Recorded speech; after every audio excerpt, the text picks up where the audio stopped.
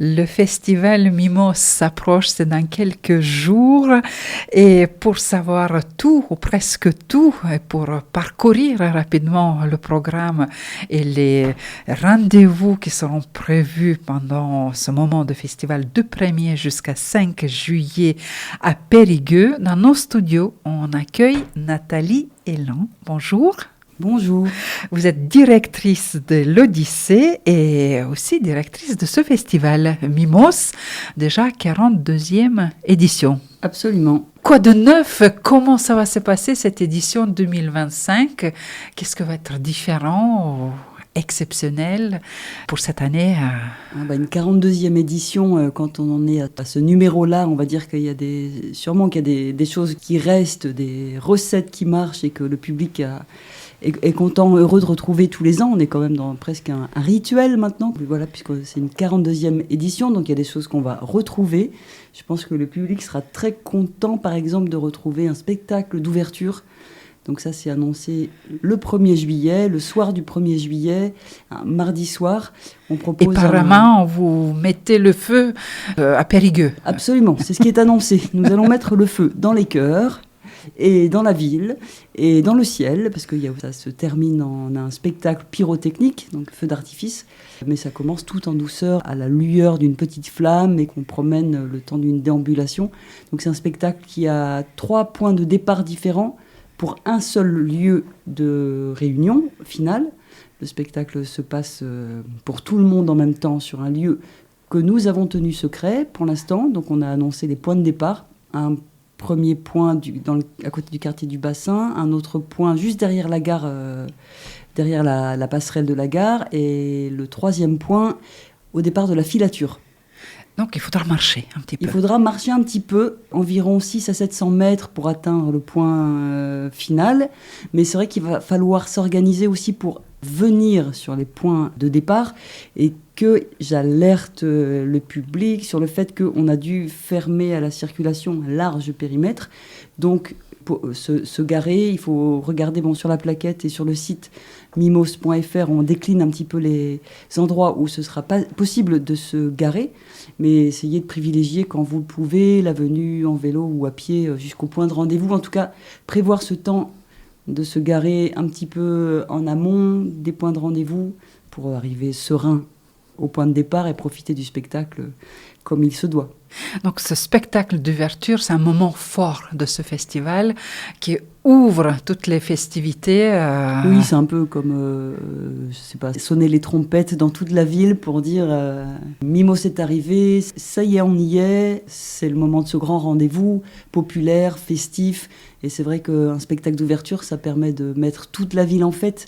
Et c'est vraiment la vocation de ce premier rendez-vous. Donc on espère que le public sera nombreux, parce que c'est vraiment l'idée de rassembler et de passer un bon moment ensemble avec une compagnie qui est habituée à ce genre de rendez-vous grand format, puisque la compagnie La Machine, c'est une très ancienne compagnie, donc est co-dirigée par Monsieur Delarosière, qu'on connaît très bien pour le travail qu'il mène avec Royal Deluxe, et co-dirigée par Pierre de Meckenem, qui est le metteur en scène qui nous accompagne sur cette proposition, et lui qui est plus habitué au travail avec le feu, dans toutes ses dimensions, comme je disais, donc de la plus petite flamme au feu qui s'embrase jusqu'au feu d'artifice. On aura le feu sous tous ses aspects, sous toutes ses nuances pour ce premier rendez-vous pyromène, 1er juillet, 21h30 pour le rendez-vous et 1h30 de spectacle. Il faut compter 1h30 tout compris. Gratuit pour tout public. C'est un spectacle offert, effectivement. Spectacle urbain enflammé. Après la programmation, il y a tous les jours quelque chose qui se passe, mais est-ce qu'il y a une idée, un fil conducteur en construisant ce rendez-vous de cette année, Nathalie Elan? Je dirais qu'il y en a 2 en fait. Il y avait 2 enjeux pour moi. Le premier d'être au rendez-vous de cette fête. C'est un festival, mais c'est aussi une fête. Et donc, cette année, particulièrement, l'envie de proposer des spectacles accessibles et partageables, quel que soit son âge. Donc pour l'essentiel, les spectacles c'est possible de les vivre avec un enfant de 10 ans et d'y amener toute la famille C'est des spectacles qui sont très accessibles, à mon sens, cette année, particulièrement. J'avais envie de retrouver ou d'affirmer cette dimension-là populaire dans le plus beau sens du terme et intergénérationnelle. Donc ça traverse vraiment la majorité des spectacles de l'édition. Et une autre dimension que j'ai travaillée, qui est peut-être plus professionnelle, celle-là, qui est que je pose la question à travers 2 ou 3 spectacles et aussi des rencontres professionnelles sur comment le spectacle vivant peut continuer à travailler avec un état du vivant qui est en train de se bouleverser, de se transformer. On vit tout le monde tous ensemble à ces chaleurs très très fortes, précoces. On redoute les incendies à venir qui pourraient suivre ces périodes de canicule.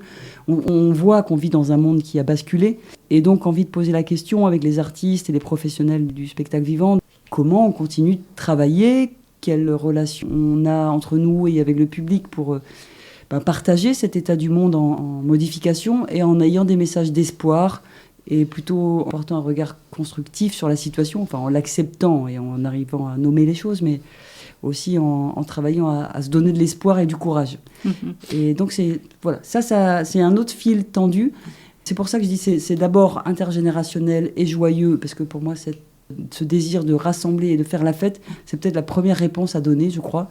C'est de ne pas céder à la panique, ni au repli sur soi, ni à la peur. C'est de dire on est des humains, on aime être ensemble et on a des belles choses à partager.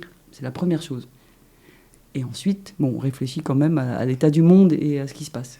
Comme vous avez dit, c'est un petit peu sentiment de vacances qui s'approche. Pour certains, peut-être débutent à ce moment-là la fête. Mais en même temps, il y a cette volonté de mettre en avant art du geste. C'est pour ça ce festival qui est un petit peu inédit, particulier et pas tellement populaire ailleurs. Oui, il faut le dire, c'est le plus grand festival en France dédié à cette esthétique du théâtre gestuel, théâtre visuel. Je pourrais dire mime aussi, il y a des formes de mime, mais c'est vraiment loin d'être la majorité. Aujourd'hui, des spectacles contemporains de mime, il n'y en a pas beaucoup. Mais des spectacles de théâtre physique, théâtre gestuel, ça permet d'aller depuis des propositions plus circassiennes, où il y a du cirque, ou du théâtre physique, ou de la marionnette, ou des formes qui sont proches des danses urbaines. Il y a plein de manières d'y rentrer dans cette question, et donc elle est assez ouverte, assez large. Ce qui est intéressant, c'est que ça passe pas par le texte. Donc on est au spectacle, mais on est devant des spectacles où la question du texte va pas être nécessaire pour comprendre ou rentrer dans la proposition. Donc c'est vrai que ça permet de s'adresser à des publics très larges, population même non francophone. Et donc ça a participé du succès de ce festival, effectivement, d'être sur une esthétique peu représentée en tant que telle, et puis aussi et naturellement aussi ouverte à toutes les populations. Donc c'est en ça très fédérateur aussi. Et pendant ce festival, les spectateurs participants, ils pourront voir tous ces aspects actuels de ces créations liées aux arts du geste. Absolument. Donc il y a 16 propositions dans ce qu'on appelle le IN. Donc le IN, c'est ce qui est programmé par le festival, par moi en l'occurrence, donc des spectacles que j'ai vus, choisis. Et le OFF, c'est un comité de sélection qui sélectionne des compagnies qui postulent pour jouer au festival. Qui postulent, ça veut dire qu'ils envoient un dossier avec des images de leur spectacle. Et on est plusieurs donc c'est 150 dossiers environ qu'on reçoit tous les ans. Ça aussi, ça raconte bien la popularité de ce festival. Les artistes veulent y jouer, veulent s'y produire, apprécient beaucoup le public de Périgueux. Il est réputé pour la qualité de son écoute et la générosité des chapeaux, comme on dit, qui sont donnés aux compagnies du OFF, parce que les compagnies du OFF ne sont pas rémunérées. Elles se payent sur les chapeaux, comme on dit, qu'on leur donne. Après, le festival les héberge, les nourrit, et prend en charge toute la partie technique. Et après, c'est sur leurs fonds propres qu'elles se rémunèrent. Mais c'est vrai que le petit coup de pouce du public dans ces moments-là est très apprécié. En tout cas, voilà, un IN avec 16 spectacles différents, 14 ou 15 spectacles dans le OFF, avec plus d'une centaine de représentations dans les rues, dans les parcs. Donc plein de choses à découvrir, là aussi, sans condition. Chacun donne ce qu'il peut et ne donne pas s'il ne peut pas. C'est une solidarité aussi générale. Donc ça permet de mettre toute la ville en fête, et c'est vrai que ça participe de ce plaisir qu'on a à retrouver ce rendez-vous. C'est que toute la ville est tout d'un coup transformé. Oui, il y a plusieurs rendez-vous même dans les salles de spectacle, dans les différentes places de ville de Périgueux, mais il y a aussi des manifestations autour, même une tente berbère qui sera installée au cœur de Périgueux. Voilà, on retrouve notre village du festival. Donc la tente berbère, elle abrite ce village. Avec un village, ça veut dire il y a un bar ouvert toute la journée, toute la soirée. Le soir, il y a des concerts qui sont coprogrammés par le Sans Réserve. Et puis il y a un autre qui sera proposé par Some Product. Donc on travaille avec les associations locales aussi pour cette programmation musicale. Donc ça, c'est des concerts offerts, accessibles à toutes, tous. Et un lieu de rendez-vous pour... parler de ce qu'on a vu ou juste passer boire un verre, se désaltérer et profiter d'une ambiance tout d'un coup différente. Effectivement, l'esplanade Badinter devient... il y a des food trucks, on peut manger une glace, il y a quelque chose qui... On rentre dans un paysage estival, effectivement, de vacances. Donc c'est un autre marqueur très fort pour moi du festival, effectivement, depuis que... Avec les concerts aussi. Voilà, les concerts du soir à partir de 21h15, après les spectacles en grande salle de l'Odyssée. On sort et on retrouve une ambiance concert tout de suite, avec des soirées d'été qui traînent et qui sont très agréables. Il y a aussi les rencontres avec les artistes. Chacun propose quelque chose, ou tantôt le stage, ou tantôt les rencontres le matin, avec initiation au training du matin, aux rencontres. C'est ça. Normalement, il y en a pour tout le monde, parce qu'effectivement, des trainings offerts, là aussi, 1 heure de travail avec des danseurs professionnels, mais qui peuvent travailler avec tout le monde, vraiment, j'insiste là-dessus, surtout pas de timidité ou excessive pour dire non, j'ai pas le niveau, tout le monde peut y aller, et ce sont des cours offerts, donc c'est vrai que ce serait dommage pour les plus motivés de pas en profiter. Il y a aussi une masterclass avec Anne Nguyen, donc une chorégraphe qui travaille le breakdance, très très très très réputée dans son domaine, et qui là donnera une masterclass le jeudi soir à la Visitation. Donc ça dure 2 heures et c'est 5 €. Donc c'est une vraie opportunité de travailler avec une grande figure du breakdance. Et là aussi, c'est accessible à tout le monde, sans prérequis. Bon, si vous êtes déjà intéressé par les danses urbaines, n'hésitez encore moins, mais si vous avez envie de le découvrir, c'est aussi l'occasion. Il y a aussi Baltrade, même la clôture, ça va se clôturer avec un grand bal, une danse. Oui, on termine le festival là aussi en musique, en chaleur, chaleur dans les cœurs, parce qu'on invite Rémi Geffroy, donc star du Baltrade, et qui vient avec son septet. Donc il sera entouré de ces 7 musiciens qui vont jouer pour nous. Esplanade Badinter, on attend 2000 personnes. C'est censé être une grande fête, là aussi, offerte à tous, pour danser tout le répertoire des Baltrades, mais avec des musiciens exceptionnels.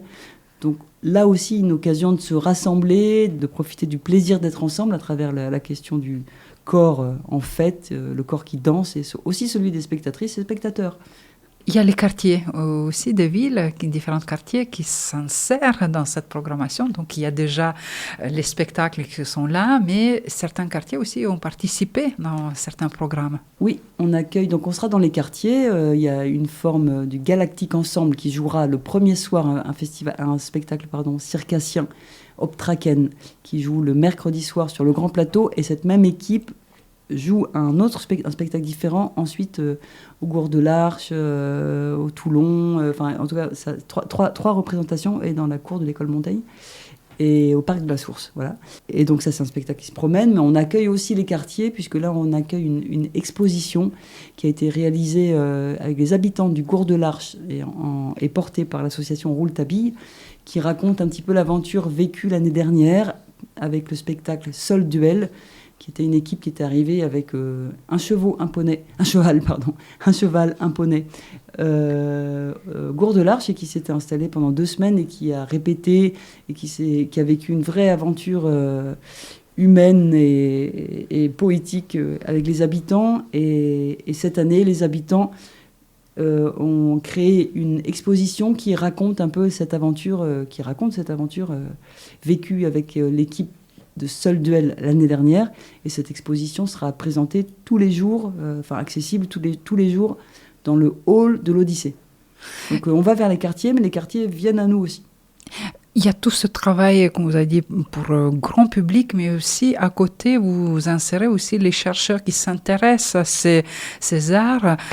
Par exemple, 12 portraits qui étaient réalisés. C'est un travail qui n'est pas tellement peut-être visible, mais qui apporte énormément pour les recherches, les découvertes sur ce métier-là. Absolument. 12 portraits, c'est un travail qu'on a réalisé cette année qui consiste en un livre magnifique, un grand livre-objet, on dit, parce que c'est pas un livre comme qu'on range dans sa bibliothèque facilement. Il est très très grand format. Moi, je trouvais intéressant de travailler sur un grand format dans le sens où on ne sait pas où le ranger, comme on ne sait pas tellement où ranger la question du mime et des arts du geste.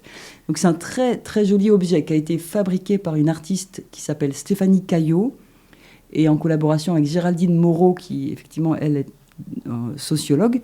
Et on a interviewé 12 artistes qui jouent régulièrement pour le festival Mimos. Et on leur a demandé d'où ils viennent, c'est quoi leur parcours, comment ils travaillent, où est-ce qu'ils aiment bien aller voir des spectacles, pour un peu comprendre qui sont ces artistes spéciaux. Donc on a réalisé cet objet, effectivement, qui est un document qui témoigne un petit peu d'une manière différente que par les spectacles, de qui sont ces personnes, quels sont les sujets qui les intéressent, c'est quoi leurs obsessions de travail. Donc ce travail-là sera présenté le mercredi 2 juillet à 11h à la Visitation par Stéphanie Caillot, l'artiste qui les a réalisés, et Géraldine Moreau. Et ce livre est accessible sur demande. Vous en faites la demande soit le jour de ce rendez-vous, soit au point info de Mimos. C'est un livre qu'on pourra offrir sur demande pour les gens intéressés par le travail qu'on développe sur le festival, ou qui seront intéressés par le bel objet qu'on a réalisé, parce que c'est un très très bel ouvrage et qu'on est très heureux d'offrir aux personnes intéressées. Donc, tu es prêt pour le festival. Désolé qu'on n'a pas parcouru toute la programmation, mais pour ça, il y a les autres supports, votre site internet, les flyers, le programme, votre point info qui sera disponible, qui va renseigner quel spectacle, dans quel endroit, s'il y a modification, annulation de dernière minute. Voilà, toutes les infos pratiques, maintenant, on trouve très rapidement. Absolument. Mais les billets pour les spectacles payants, on peut trouver dernière minute ou il faut quand même un petit peu anticiper Nous, on préfère toujours quand vous anticipez, parce que vous disiez tout est prêt pour le festival. Certes, mais sur un événement d'une taille comme celle du festival Mimos, il y a forcément toujours des imprévus, des choses de dernière minute, des changements. Et on a toute une équipe pour gérer ça et pour que les spectateurs ne s'en rendent pas compte, mais tout ce que vous pouvez prévoir en avance, ça nous aide, parce que plus on sait si telle salle est vraiment complète, plus on peut mieux organiser la communication. Voilà. Après, la dernière minute fait partie de l'énergie d'un festival, et on sait bien que les gens font comme nous dans la vie, c'est-à-dire qu'il y a plein de choses qu'on décide au dernier moment, mais pour notre confort, tout ce que vous pourriez anticiper, c'est mieux pour les équipes, les personnes qui travaillent en billetterie, parce que le rush de la semaine du festival, c'est toujours un moment bien éprouvant. Après, c'est le métier, hein, mais bien sûr, plus ça s'étale, mieux c'est plus un confort de travail pour les équipes. Mais on peut dire que les tarifs sont vraiment accessibles. Il y a toujours possibilité pour ceux qui ont des difficultés à avoir les tarifs réduits. Oui. Donc tout s'arrange. Oui. Et en plus, majorité des spectacles sont en plein air et proposés gratuitement. Il y a beaucoup, beaucoup de spectacles gratuits, offerts. Enfin, c'est mieux de dire offerts que gratuits, parce que c'est pas gratuit. Ça coûte de l'argent d'accueillir ces artistes, et ils sont offerts par le théâtre au public. Mais c'est notre mission de service public. C'est des spectacles offerts, et quand les spectacles sont payants, effectivement, on essaye vraiment d'être au plus près de la réalité aussi, des conditions matérielles, des possibilités des gens. Donc les tarifs réduits, il y a des choses qui sont accessibles, des spectacles qui sont accessibles à partir de 5 €. Le tarif suivant, c'est 8 et 9 € pour les tarifs réduits. 5 €, ça peut être pour des tarifs en famille, donc sortir en famille à 4 personnes, ça peut être 20 €. Ça reste ça reste une somme à sortir pour certains, mais c'est vrai que c'est compliqué d'être en dessous, on est bien moins qu'un tarif de cinéma. Donc c'est bien de se le redire, ou que quelquefois une bonne bière fraîche. Et l'effet de ces spectacles dure plus longtemps que celle d'une bonne bière fraîche. Donc c'est un investissement durable. Spectacle vivant, rencontre avec les artistes, avec Ouais. leur création, Ouais.